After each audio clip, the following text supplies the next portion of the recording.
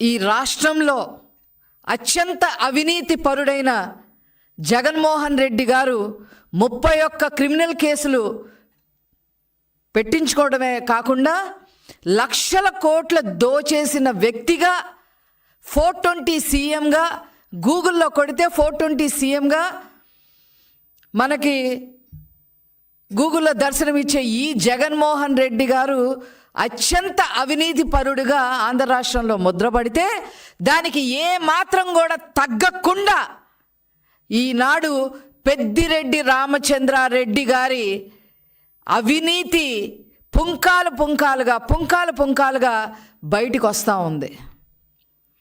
ఈ పెద్దిరెడ్డి రామచంద్రారెడ్డి పగలేమో పూజలు, రాత్రంతా కూడా దోపిడీలు. ఇది ఎక్కడ కూడా ఇలాంటి స్ప్లిట్ పర్సనాలిటీని మనం చూడం. ఒక్క పెద్దిరెడ్డి రామచంద్రారెడ్డిలోనే ఈ స్ప్లిట్ పర్సనాలిటీని చూస్తూ ఉన్నాం.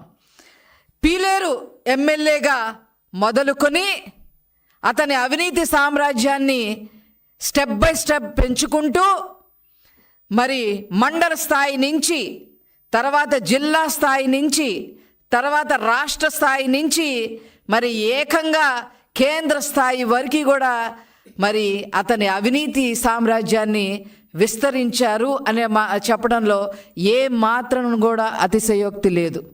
నేను ఏ పాపం ఎరగను, నాకేమీ తెలీదు అని చెప్పి పెద్దిరెడ్డి రామచంద్రారెడ్డి గారు ఈరోజు మరి మన ప్రెస్లో మాట్లాడటం మనం చూస్తూ ఉన్నాం. శాండ్ మాఫియా మీరు చెయ్యలేదు అని మీరు గుండె మీద చెయ్యేసుకొని చెప్పగలరా? ల్యాండ్ మాఫియా మీరు చెయ్యలేదు అని మీరు గుండె మీద చెయ్యేసుకొని చెప్పగలరా? అదేవిధంగా చివరికి రైతులు రక్తం కూడా పీల్చుకునే విధంగా మీరు మీ శివశక్తి డైరీ ద్వారా మరి పాల రేటు సైతం కూడా ఎక్కువ రేట్లకు అమ్మిన మాట వాస్తవం కాదా అని చెప్పి ఈ సందర్భంగా నేను అడగదలుచుకున్నా.